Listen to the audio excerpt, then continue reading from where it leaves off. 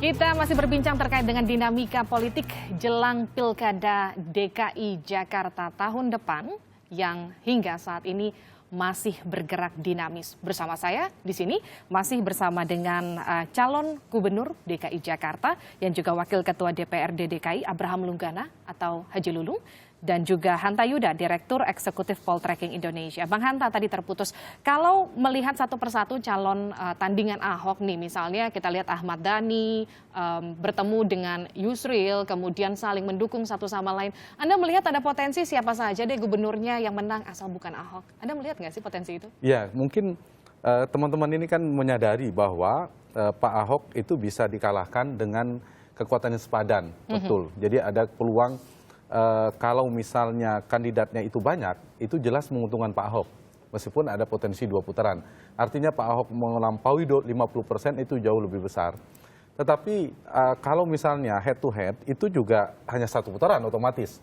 Nah, tetapi peta masyarakat pemilih itu akan terbelah nantinya antara yang saya katakan tadi pendukung Pak Ahok atau tidak. Nah, kalau misalnya para penantang-penantang Pak Ahok ini kemudian membuat semacam konvensi partai, semi konvensi, mencari figur-figur yang sepadan, sehingga tontonan Pilkada DKI menarik. Tadinya setelah Ridwan Kamil tidak maju lagi, saya sempat berpikir ini kurang menarik, memang kurang imbang, tidak sepadan, karena cukup yang bisa sedikit mengimbangi itu dari tren elektabilitasnya ada Ridwan Kamil.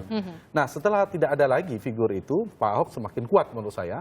Nah, tinggal dalam proses 1 bulan, 2 bulan, 3 bulan, mungkin tidak muncul. Mungkin, sangat mungkin menurut saya. Karena 11 bulan itu memang pendek, tetapi juga waktu yang cukup jauh ketika dinamikanya kencang, the incumbent itu tren untuk naiknya relatif lebih berat ketimbang penantang. Artinya Anda melihat kalau penantang waktu 11 tren bulan, naiknya itu, fenomena Pak Jokowi ketika berhadapan sebagai penantang pada saat itu dari Solo ke Jakarta, itu trennya lebih cepat untuk naik. Nah, tantangan bagi Pak Ahok sebagai petahana itu stabil, itu menjadi prestasi. Karena tren untuk turun, potensi untuk turunnya lebih besar ketimbang potensi untuk naik. Kecuali ada program-program yang luar biasa dirasakan. Kalau Pak SBY dulu ada BLT di 2009, itu kan luar biasa memberikan dampak. Nah, kalau itu yang bisa dilakukan, menurut saya bisa memperkuat elektabilitas Pak Ahok ya. Nah, para penantang-penantang ini menurut saya harus bisa yang saya katakan tadi merepresentasikan masyarakat yang menginginkan di luar Pak Ahok. Kalau ternyata yang muncul dianggap tidak lebih baik dari Pak Ahok, juga tidak bisa. Sehingga harus ada upaya yang saya bilang tadi memperkuat kekuatan figur tadi. Dan kalau peta koalisi itu partai politik biasanya nalar partai itu adalah tanda petik pragmatis, juga realistis. Realistis, dia akan memilih nanti misalnya Haji Lulung, sekarang katakan masih 1-3%, 1% atau 3%. Tiba-tiba nanti 20%, 3%, pasti semua partai merapat. Mereka akan mendukung figur-figur yang kuat elektabilitasnya peluang menang. Kalau tidak, ujung-ujungnya nanti ke Pak Ahok juga. Nah, pilihan ini berkumpulnya kekuatan koalisi itu sangat ditentukan oleh kekuatan figur. Elektabilitas, terlepas faktor yang lain. Faktor ideologi menurut saya tidak begitu menentukan. Faktor kedekatan pimpinan partainya mungkin iya, tapi bukan dominan. Faktor teknis misalnya saling melengkapi persyaratan 20% juga mungkin iya, tetapi tidak sekuat. Yang paling kuat adalah faktor itu tadi, kekuatan figur, dan mereka akan berpikir realistis. Sekarang P3 dengan Haji Lulung, kemudian Demokrat punya calon, dan akhirnya nanti ada menentukan figur yang terkuat. Nah, itu yang bisa dibaca mungkin menyiapkan lawan tanding yang sepadan dengan Pak Ahok tadi gitu. Karena kalau tidak punya peluang menang, sulit untuk didukung oleh partai politik. Tapi kalau kita lihat sekarang nampaknya partai politik berusaha untuk memunculkan satu persatu calon-calon pesaing Ahok. Kalau kita lihat itu testing the water bisa ditawarkan ke publik, itu tidak salah. Untuk melihat reaksi publik justru bagus, sehat untuk terlepas ya peluang, terlepas pada peluang elektabilitas. Kemudian P3 menyiapkan Haji Lulung, saya kira itu positif. Demokrat menyiapkan kadernya, kemudian PDIP menyiapkan, dan nanti kan ada respon dari pasar tanda petik, dari publik masyarakat. Dan itu positif, jangan kalah sebelum bertarung. Artinya ini gitu. Lagi dilihat nih, digigit nggak nih umpannya? Kira-kira begitu. Nanti kan ada respon dari publik, tiba-tiba naik. Dan Pak Jokowi dan ukuran Pilpres juga kita belajar dari ukuran Pilpres juga datangnya itu kan masyarakat Indonesia itu kan pendek ingatan dan pemaaf. Jadi kalau terlalu cepat hadir, terlalu cepat dimunculkan, dia akan jadi presiden sebelum dilantik, istilah saya. karena anti klimaks. Saya sedikit saja ya. Kalau misalnya Pilpres langsung dilakukan tahun 99, mungkin Pak Amin Rais berpeluang jadi Presiden Republik Indonesia. Pak SBY belum begitu dikenal 99. Tapi kenapa Pak SBY? 2004 justru menjadi momentum SBY. Begitu juga di tahun-tahun belakangan yang ingin dikatakan. Prabowo sebelum muncul Jokowi itu luar biasa sudah jadi presiden ketika dipilih pada tahun 2012 atau 2011. Sudah tinggi saat itu. Tapi sampai sangka kemudian muncul Pak Jokowi. Nah, pertanyaannya adalah mungkinkah ada figur yang muncul nanti setelah di 11 bulan terakhir ini? Kalau tidak ada, kemungkinan Pak Ahok. Kalau Anda melihat dari kembali. sekian calon, ada Pak Lulung, ada Sandiaga Uno, ada kemudian Yusril, ada kemudian Ahmad Dhani yang katanya juga ikut mencalonkan diri. Siapa kuda hitamnya? Anda melihat ada sosok kuda hitam atau memang Anda tidak ingin menyebutkan? Kuda hitam, kalau saya membaca kuda hitam biasanya kan ini ya, alternatif. Alternatif itu muncul kalau ada Pak Ahok dan Pak siapa nanti kuat. Nah, kemudian muncul calon alternatif. Jadi harus ada lawan tanding yang kuat. Misalnya yang muncul sekarang Pak Ahok dan Najululung terus di media 3 bulan ini. Anti klimaks nanti muncullah calon alternatif. Biasanya itu yang muncul.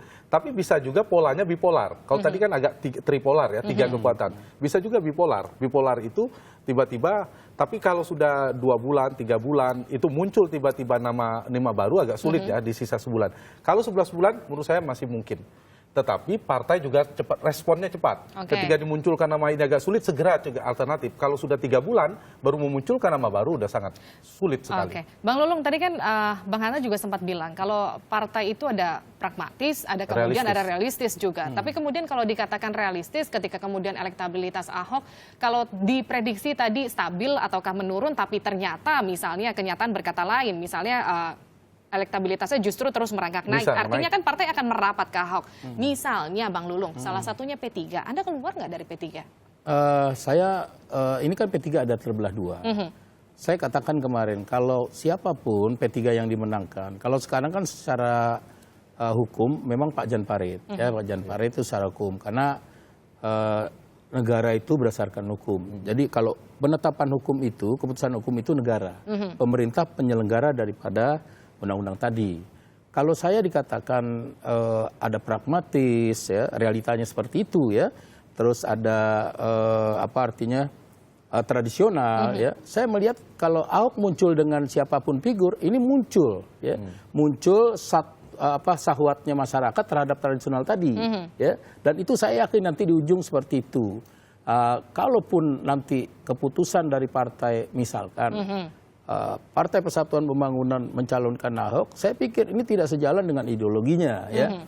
Walaupun saya katakan bahwa sejak tahun 2004 menciptakan kerukunan umat beragama adalah cermin kebangsaan yang menghargai perbedaan dan kebinekaan bangsa Indonesia, itu sudah selesai, ya. Tapi persoalan di depan siapa ini pemimpin kita? Ya. Dan tadi saya setuju kali, artinya kalau ini menjadi snowball, ya, antara beberapa figur, ini juga akan menjadi sepadan nantinya, akan menjadi sepadan nanti.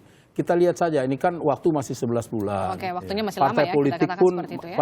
Partai politik konsolidasi. Ketika partai politik konsolidasi ini tadi saya katakan bahwa kami ada pada dataran grassroots tadi, pada dataran masyarakat, bukan terjebak pada persoalan tadi. Orang udah ngerti soalnya. Oh, Ahok didukung media. Udah ngerti hari ini, udah ngerti. Bang Lulung, kalau kita lihat kan Ahok nih saat ini, kemudian masyarakat sudah mulai melihat, mengapresiasi karena kemudian dikatakan sukses merevitalisasi Ciliwung. Sekarang Kalijodo, kemudian dikatakan angka banjir berkurang setelah kepemimpinan Ahok. Tapi jika nanti Anda mencalonkan diri sebagai Gubernur DKI Jakarta, apa yang pertama kali Anda tawarkan nanti? Wah, ini memang pengalaman saya 7 tahun itu, saya harus berbasis pada lingkungan masyarakat. Karena hasil musrembang itu di tingkat kelurahan, masyarakat lingkungan di RW itu kan buat program 1 tahun sekali. Oleh karenanya kita sangat menghargai dan ini potensi partisipasi masyarakat grassroots itu, ya, ini jangan diabaikan karena biasanya hasil musrembang itu dipatahkan di jalan. Oleh karenanya bagaimana normalisasi got itu ada di lingkungan dulu. Karena kenapa? Hari ini kita evaluasi, tidak ada banjir. Hari ini ada di 4 kecamatan banjir gitu. Makanya saya katakan ini belum fair.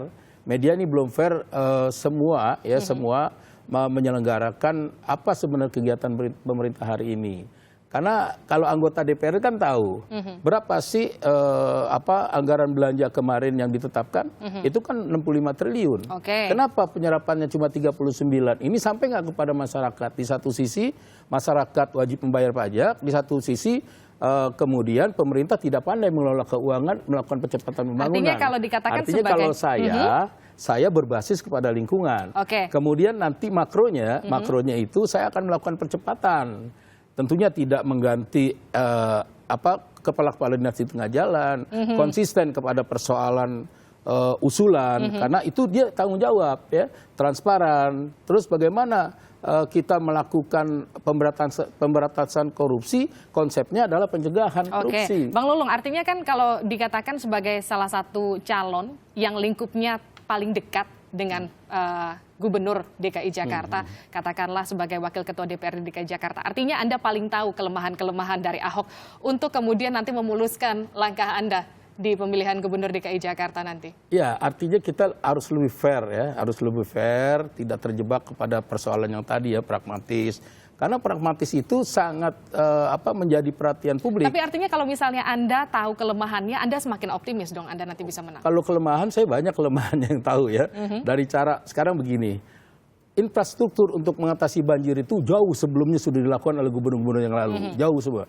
Awal kan kalau kita hitung, ya, waduk fluid, normalisasi air sungai itu selesai. Pompa-pompa yang ada di Jakarta itu sekarang Ahok intens terhadap persoalan itu.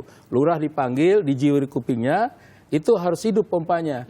Jadi kalau di tempat saya nih, ya, di tempat saya nih ada masih pompa-pompa yang memang tidak maksimal kerjanya. Dan ini memang harus kuat tenaga kita mengatasi persoalan itu. Jadi tapi artinya Anda optimis?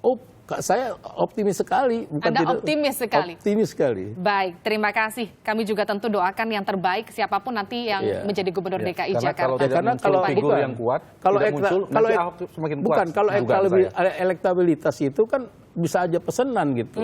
Bisa saja pesanan. Siapa yang punya uang, ya nggak minta kepada Sirus, ya bisa saja kan semuanya. Oke, terima kasih. Calon Gubernur DKI Jakarta sekaligus Wakil Ketua DPRD DKI Abraham Lunggana. Bang Lulung, terima kasih.